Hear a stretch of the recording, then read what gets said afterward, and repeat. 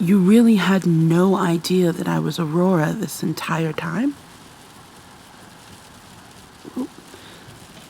Well, sure. I had to learn to speak this way in order to blend in. Couldn't very well go around telling people I was born and raised in Salem, but I'd sound like I'm from Norfolk. I very well could do. Only, I don't know anything firsthand about actually being from Norfolk, so you see where it was truly a rock and a hard place. Figured I'd stick to something simple. Do myself a favor and not give myself even more to keep track of. Amelia helped me come up with this voice, actually. She helped me through a lot of things when I first was learning the ropes of being an immortal. Oh, absolutely. She and the sorceress made things far easier for me. I can't imagine the way my mind would have unraveled if I'd had to go it alone in the beginning. They helped me learn to shift things gradually, to take in our surroundings and let the mortals take the lead. But the accent aside, it was touch and go with you for a bit. I can admit that much. There were a few times I was certain you'd figured out the enchantment. Something about how your eyes would linger on my hands, or that day I stupidly forgot to take off my bracelet. Well, then, lesson learned. To trust your intuition, love. You have such solid instincts, but every time you start to figure things out, you talk yourself down. Of course, I noticed. I watched you do it at the meetings, and I watched you do it time and time again in that room at your parents' house. Even your body language, your posture itself would shift as you were speaking. From sitting straight up, often on the edge of your seat, engaged and passionate, to slowly inching your way back, shoulders caving in and your eyes finding the floor. You know more than you let on, and as hard as you tried to cover it up, I noticed. Amelia and Alessia noticed. Anyone who actually is invested in seeing you and seeing who you truly are, rather than the person they want to mold you into, can see how intelligent and strong-willed you are. So, I guess what I'm saying, if I were to be more direct, which I should be, is that is what I've spent all this time asking of you. Don't you dare dumb yourself down for anyone. Not ever. The world needs more people like you, sweetheart. More souls willing to stand up for what's right, for what they believe in, rather than more sheep for the herd. I'm actually quite embarrassed to admit that I missed it entirely. I never dreamed that you and I were related, no matter how distant the connection. It simply seemed too far-fetched to consider, but as August spoke about their family and yours, something about them reminded me of that day. But, as has often been the case across my life, I realized far too late. Well, I suppose that depends on how much your parents have told you about our family tree. Yes, Zachariah and Elizabeth came to the New World as sort of a distant part of the church. Almost like what we would call missionaries now, only they were more focused on helping to establish laws in the New World, which honestly, even calling it that feels disgusting. But I won't spiral off in that direction as we simply haven't the time. My parents, Joseph and Celine, were less strict than our family would have liked.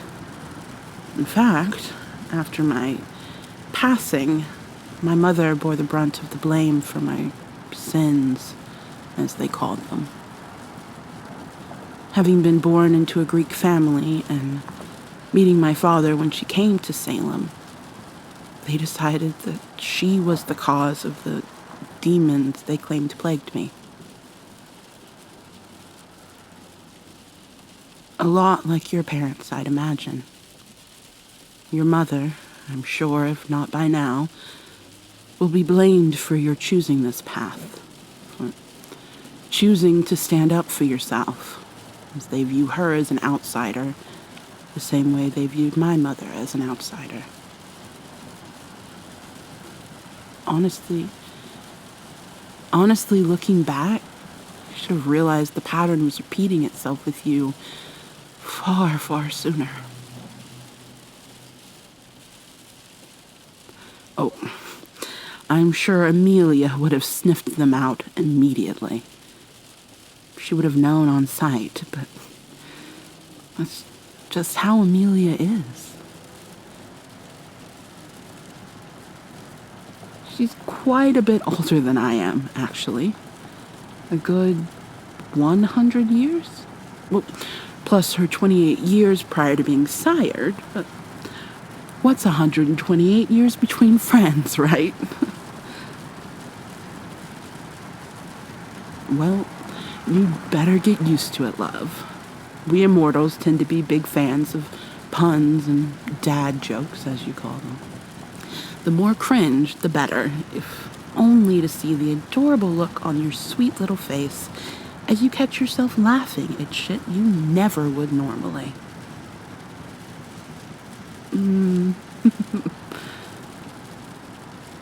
Well, Amelia and I didn't properly meet until after I was burnt at the stake, in front of my entire family, my friends, the majority of the village. It was as though this were some big event, a night out to them, when it was actually my very public murder. Amelia was in the crowd that day, just back towards the edges of the forest that bordered our little village.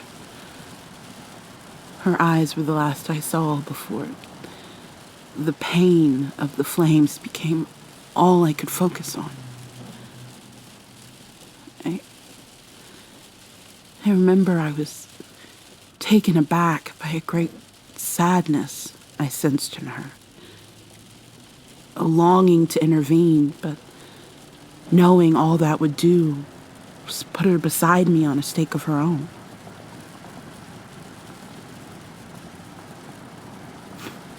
Well, of course, sweetheart. She very well could have slaughtered the entire village, but what good would that have done in the long run?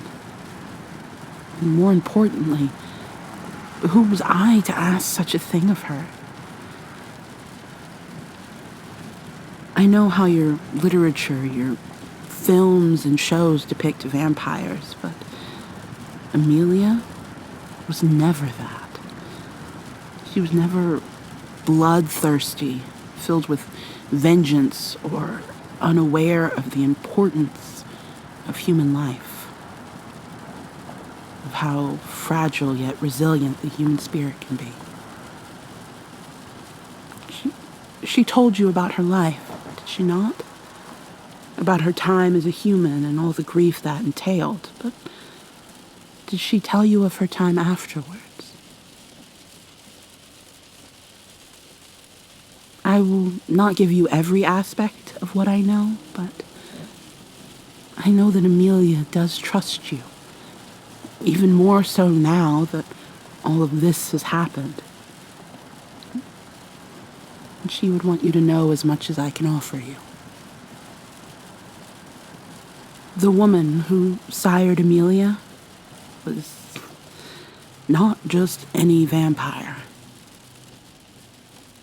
Yes, Serafina. She was, well, for lack of a better term, royalty amongst immortals. Much in the same way that Amelia fell in love with Serafina, Serafina's mother fell in love with the vampire not long after her husband's mysterious death. When her mother met Ezra, she was starting to attempt to heal from that great loss. Only what she had not realized was that Ezra had had his eyes on their family for quite some time. He had told himself that watching from afar would be enough, that being the imaginary friend to the youngest of the 4 children, a little girl named Sadie, could help ease his loneliness after centuries of roaming the English countryside alone. When Ezra sought permission to sire Galila, Serafina's mother, she told him she could not bear to live centuries without her children, that having to watch them grow old and die without her would be too much.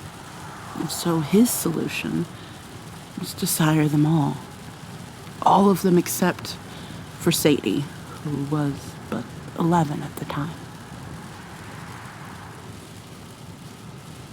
Because if there is one thing literature has gotten right, it is that siring a child has disastrous consequences. And so they opted to wait, to allow her time to mature and make the decision herself once she reached adulthood. The twins, Levi and Sarah, were sired, and then Serafina was the last to be changed. Only she had not wanted to become an immortal. Serafina had dreams of growing old with her best friend and closest companion. But a woman falling in love with a woman? Well, you already know that if it's still a complication in our present times, there was no way that would go over in 1355. Oh, I'm a mere infant compared to Serafina, and if you ever meet her, you'll get that sense immediately. Something about the way she moves, how she carries herself. It's more akin to floating than any human could achieve. And as much as she's able to camouflage her language, her surroundings, even her body itself, there's no ridding herself of that overly graceful air.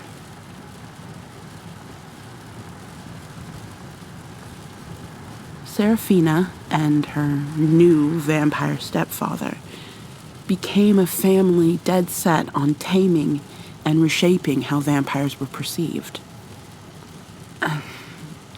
That's to say that Ezra wanted to take vampires underground, to find a way for them to meet their thirst for blood head on, rather than remain slaves to the hunger. Because, much like Amelia does now, Ezra believed in the importance of human beings being able to remain the rulers of life on Earth, if only in their own minds.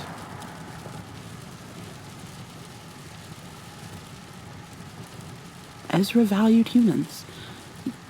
He understood the sacrifices they asked of them in order to sustain themselves, and sought to create a sort of system or council of vampire families. Clans might be more accurate. Anyway, clans who would keep that philosophy at the forefront.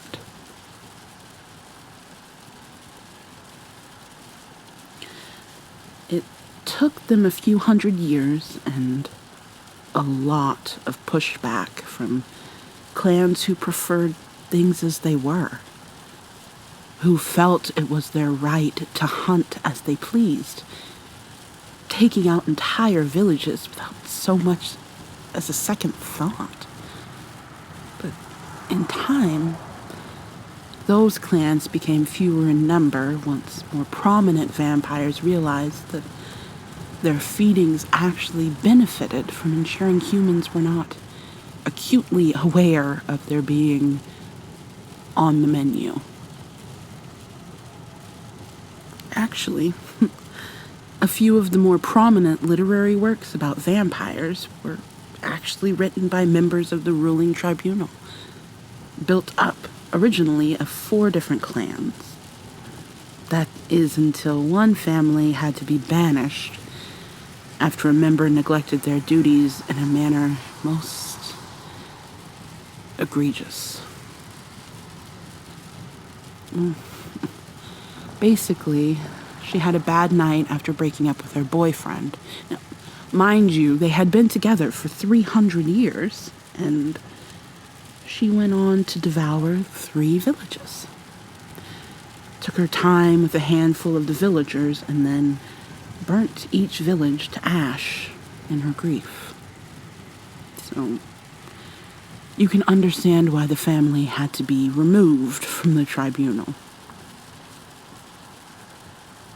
I tell you all of this so that you can understand that though I had to lie to you, Amelia has not.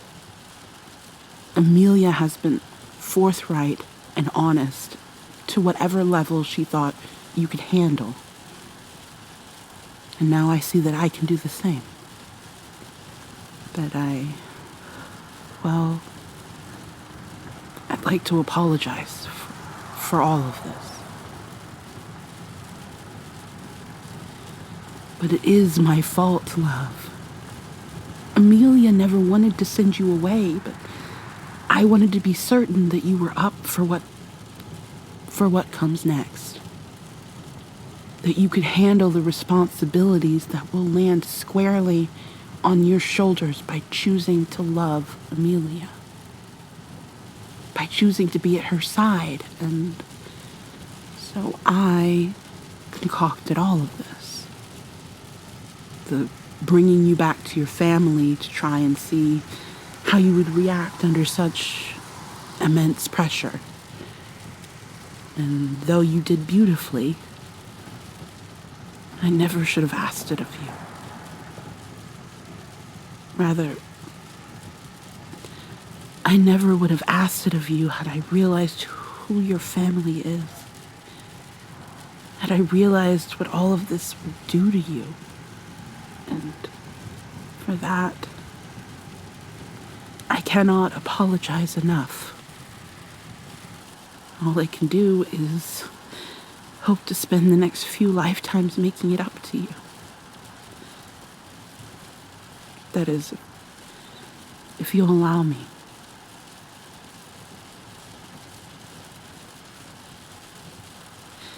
And there's that heart of yours again.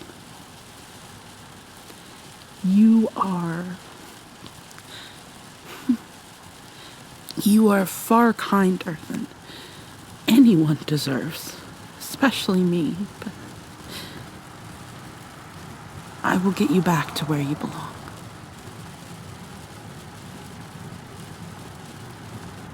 Oh, me? Well, what I didn't know was that I was far more powerful a witch than I realized when I was alive. Powerful enough that I'd caught the attention of a sorceress hidden up in the mountains outside of Salem, and she had grown close with Amelia. She was in the village that day to speak with me, to get a sense of what I knew and see if it was appropriate to bring me to meet the sorceress and study under her in secret. After my death, at the insistence of my mother, I was buried in an unmarked grave beneath the tree I'd run to for refuge when I was alive. Though the unmarked portion was my father's idea, of course. The sorceress ventured to my grave, only to find that I had already clawed my way to the surface and escaped. She found me hiding in a cavern, not nearly far enough from my childhood home, and explained to me that the power of resurrection was something I'd had all along. She used her immense skills of potion making and healing in order to rid me of the extensive burns I was struggling to heal myself,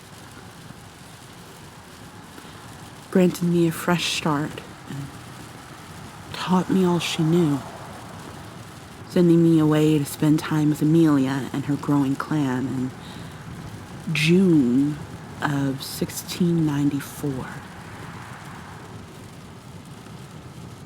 2 years after she witnessed my murder, I was on Amelia's doorstep looking to find where I belonged in the big scheme of things. Well, they burned me at the stake in a misguided effort to cleanse my soul. And what they actually ended up doing was showing me how powerful I was and activating my immortality as a phoenix rises from the ashes. I know you're in a hurry to get to Amelia, but we really need to stop and get some rest. We should be able to get to the rendezvous point by tomorrow night if we set out first thing in the morning. But for now, let's get you inside and settled in. Maybe I can grab you something to eat? Perfect. I'll meet you inside, sweetheart.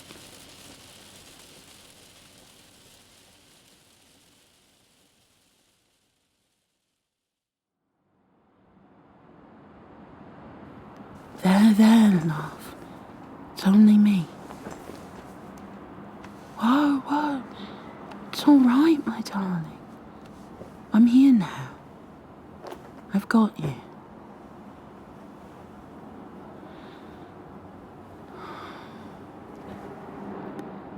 We don't have much time, and I really should have waited until you and Aurora reached me, but things have shifted dramatically, and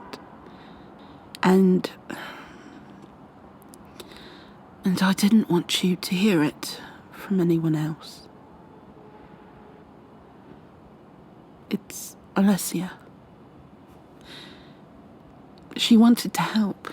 I'd thought if I explained the situation, if she could see the bigger picture, she would leave it up to Aurora and myself, but you know how she is. Charging headlong into whatever fires she must in order to fight for the ones she loves. And she loved you, something fierce, little one. I did say loved.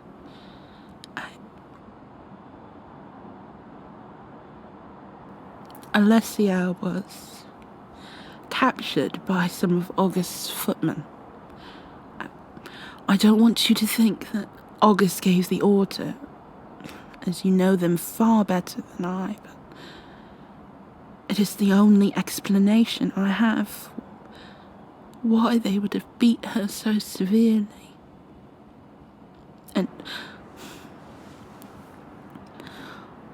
I tried to get her body so Aurora could at least attempt a resurrection spell, but they would not allow me to get anywhere near where they were keeping her.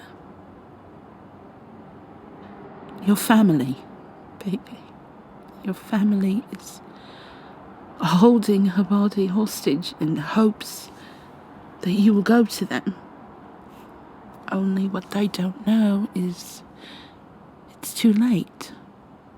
That Alessia was only ever a sweet, lovely human girl who wanted to help save her best friend. She will not resurrect as Aurora did all those centuries ago, but your family would not hear sense, even as they attempted to hold her ransom before they killed her, because, yes, because of August.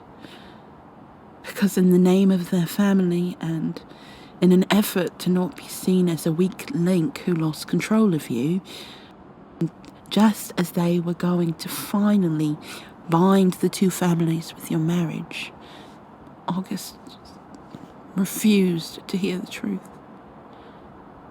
They refused to show mercy or an ounce of kindness. They will have to face the consequences in time. What I need to ask of you is not... This is not the way in which I wanted to ask you. I had it all planned. I had it all planned once I realised you were the type of heart that could not only survive but thrive in our world as an ally to humans and vampires alike. And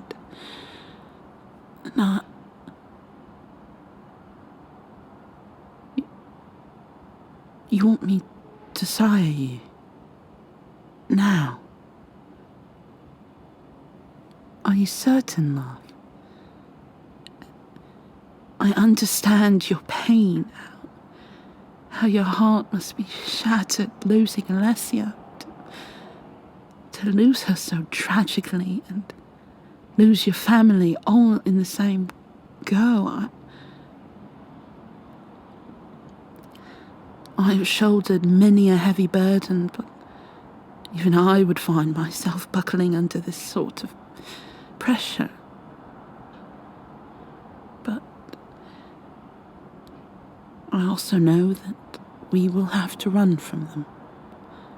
From August and the footman, their family, and, sadly, your family as well. For they would rather bury you themselves than risk losing you to us. And I cannot say I wholly blame them, but I also cannot allow your life, this bright light that you are, to be snuffed out merely because we fell in love. And so, I ask you again, are you certain you are ready for this?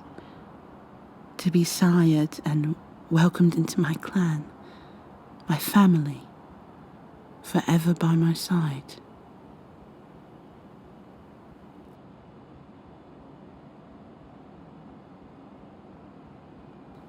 Take my hand, darling. There. Now, know that this will hurt, and the resulting recovery will not be painless either, but I will be here to guide you. Aurora and I will not leave you, even if it means we have to run for 100 years. We will find our solace, our moments in the moonlight, just as I promised. Are you ready?